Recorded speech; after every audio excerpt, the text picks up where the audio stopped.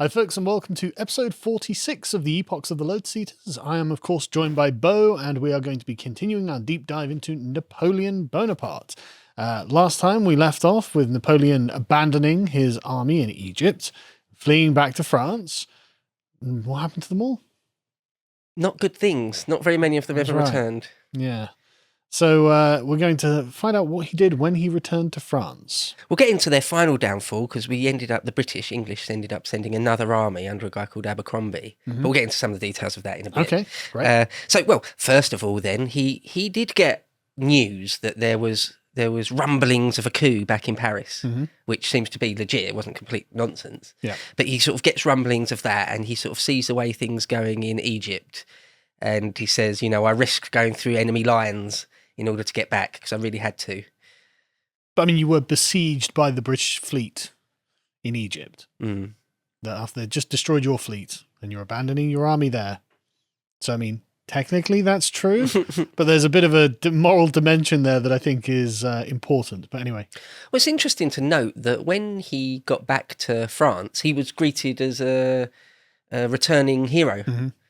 People in the streets with banners and flags screaming his name and things. They didn't care. Yeah, he said, I beat the Mamelukes at the Battle of the Pyramids. I did some interesting things at Acre. Why don't we have a triumphal procession for your army then, Napoleon? Yeah, yeah. But I mean, I'm like, I'm fond of the infantrymen. And so I'm looking at Napoleon through the lens of, we've just abandoned 30,000 of them to die. That seems a bit harsh. Whereas I guess if you're just, a Parisian, you don't care about that. Yeah, right. Yeah, it's a world away. Yeah, exactly. And he just spun it. Just lied about it, really. And if you don't know, in the pre-modern days... Oh, here's a hero. He's, conquered some territory for France temporarily.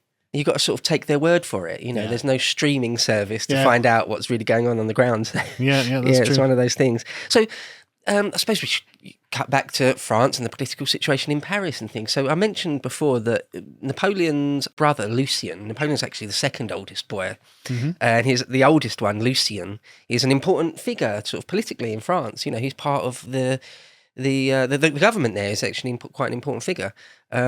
And so what we've had there, after the fall of Robespierre and the sort of ultra-hardline Jacobins and all the people that kept guillotining everyone at the drop of a hat, once they were gone, they had a new type of government that they called the Directory or the Directorate. And it was quite a weak, it was based on a parliamentary system. They had an upper and lower house, and sort of a lower legislative body type assembly, and then an upper chamber with sort of more aristocratic people. But it was quite weak. Like most parliamentary systems, relatively weak, compared to a despotism, for example. And Lucien was an important player in that lower house. I mean, one of the most. Barras is still important. And so there were sort of 5 really important figures in that directorate. And we get the same sort of effect now. There are 650 MPs, but you can only name a handful of them. Right, yeah. Same with politicians in America. There are hundreds, but you don't know who most of them are. Yeah. It's funny, isn't it, when you think I've been following politics for decades or whatever, and even now you're like, I've never seen or heard that MP ever before. They've been an MP since 2005 or whatever. The MP from West Lothian or something. So who the hell's that? You don't know, because there are literally hundreds of them. Yeah, if you don't write articles that get published in the mainstream media and you never pipe up in Parliament, why would anyone have ever heard of you, I suppose? Exactly.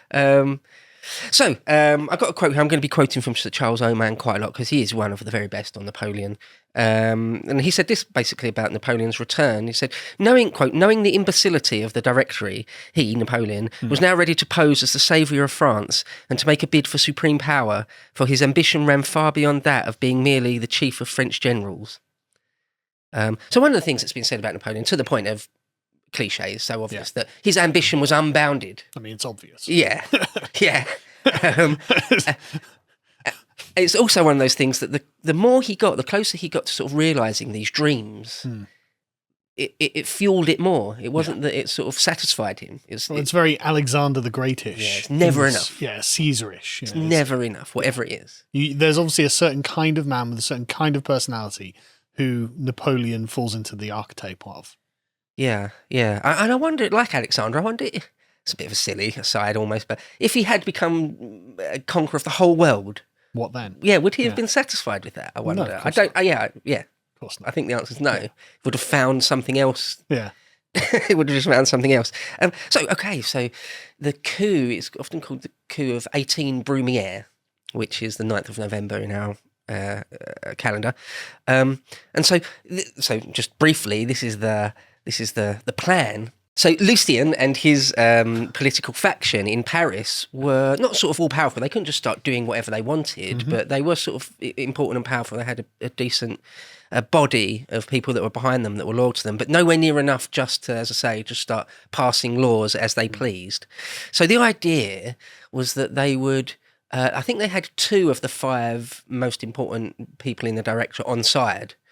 So the idea was that on this one particular day, or 18 Brumaire, they would arrest the other 3, and then illegally, and then use the remaining people to just push through a new constitution, really, just to start again entirely, to do away with this government of the directorate pretty much entirely. And their plan was that they will replace it with a triumvirate, the power of 3 men, of which Napoleon Bonaparte will be one. Yeah. So that was their idea, and don't want to spend too much time on it, but it kind of works, but it doesn't go to plan, if you know what I mean. Right. Okay. So, of course, if it had all gone to plan, there would have been no problem, and everything would have been resolved by lunchtime. Yeah. But it doesn't quite go to plan. They don't get all the people they wanted, and it's left up to Lucien to do a lot of politicking on the floor of the assembly that day to try and convince people and things. And so to cut that one down, eventually Napoleon, who's outside with a company of men, loses patience, or he thinks the moment's been lost. So he goes into the assembly with a handful of men armed with bayonets and everything. And as soon as he enters the assembly, they all go mad. They'll go, arrest him. What the hell is the general doing in here? Yeah. Like, you can't Which be is in a here. great question. And it's true, by law, you're not allowed men in there. Armed. Soldiers. Yeah, it's just not allowed. Napoleon's not allowed to be in sensibly so. Yeah. Like, you wouldn't want, then that's not the appropriate place for soldiers, because it implies military dictatorship. Yeah, it's like in Britain, you're not allowed soldiers in the House of Commons, obviously. The monarch isn't allowed in there. I don't think lords are allowed in there. No. So it's quite strict. The whole point of it is that they're not allowed I had a tour around recently, well, not recently, but before COVID, and they've got different colour carpets and whatnot. Oh, yeah, it's all green in the Commons, it's all red in the Lords, isn't it? Yeah. You're not allowed to walk on the wrong colour carpet. Yeah. It's all symbolic, but like Black Rod knocking on the door of the Commons. Yep. May we come in? Nope. Yeah.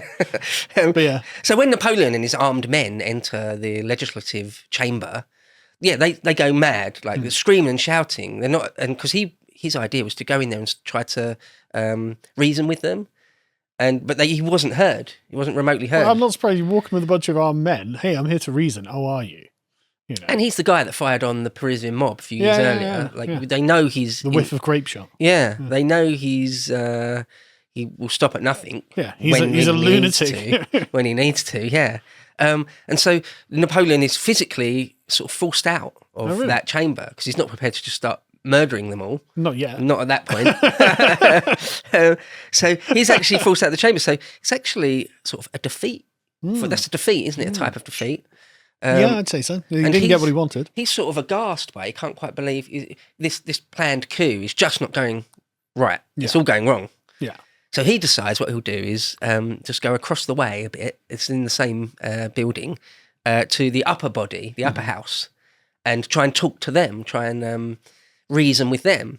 And so he goes in there, and they're even more aggressive to him. In fact, one of the anecdotes is that someone strikes him in the face and draws a bit of blood on his cheek or something. Others say that didn't happen, but he was forced out of there even quicker. Right, okay. Like, yeah. I love the high dramatics of all this. Yeah, it's very dramatic, isn't it? Considering it's quite bloodless.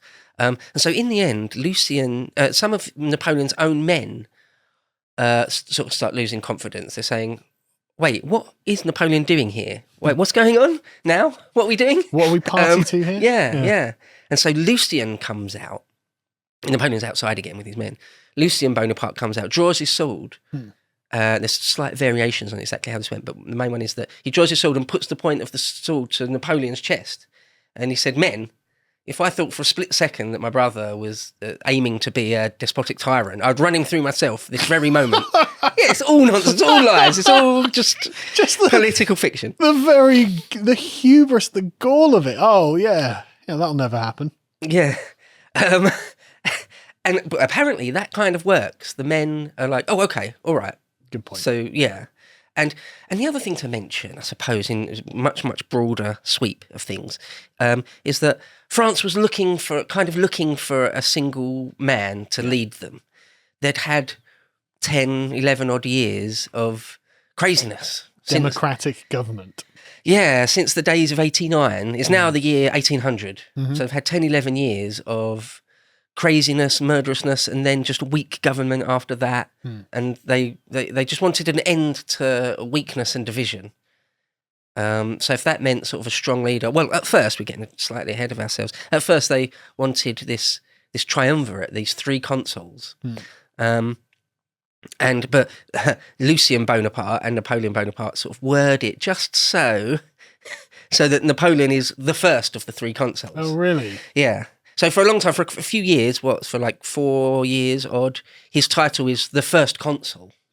That's his title. But within merely weeks of that happening, the other two are essentially more or less out of the picture. And he is first consul, but king in all but name. I'm surprised his brother's just okay with this.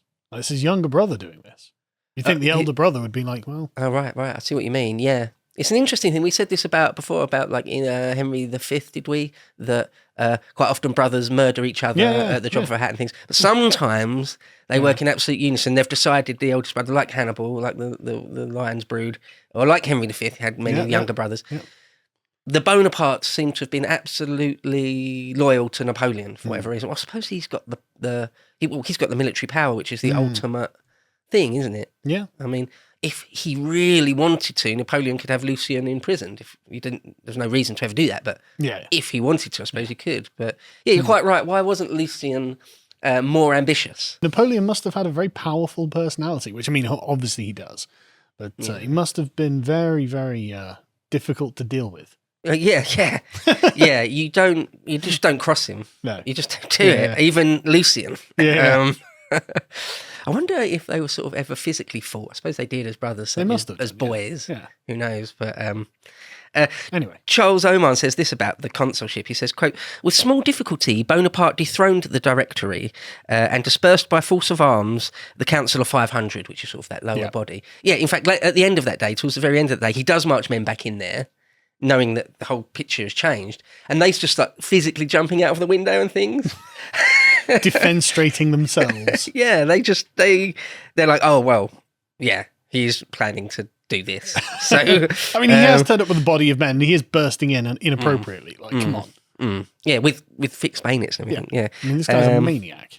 It dispersed with force of arms the Council of 500, which represented parliamentary government. He then instituted a new form of constitution, which was, in reality, though not in shape, a military despotism. Under the title of First Consul, he became the supreme ruler of France. So I've heard people say, in all but name, he's a king because it's for life. Yeah.